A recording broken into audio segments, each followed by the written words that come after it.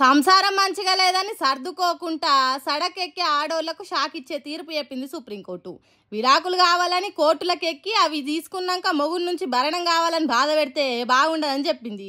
పని చేసేంత శక్తి ఉండి, సంపాదించేంత తెలివుండి, దానికి సరిపోను చదువు ఉండి కూడా భర్త నుంచి భరణం కోరొద్దని ఖరాఖండిగా చెప్పింది.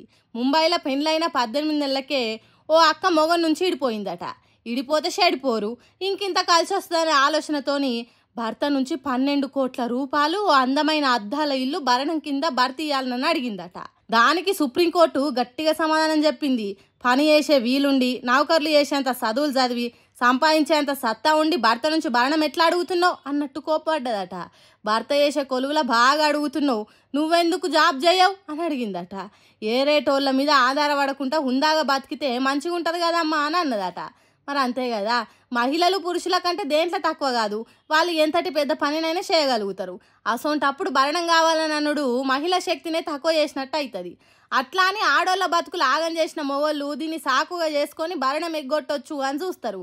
అట్లా కాకుండా కావాలనే పైసల కోసమే, భర్తలను తిప్పల పెట్టడు కోసమే పెద్ద చదువులు చదివిన ఆడోళ్ళు భరణం కావాలని పట్టుబట్టుడు మంచిది కాదన్నట్టు తీర్పు చెప్పింది సుప్రీంకోర్టు.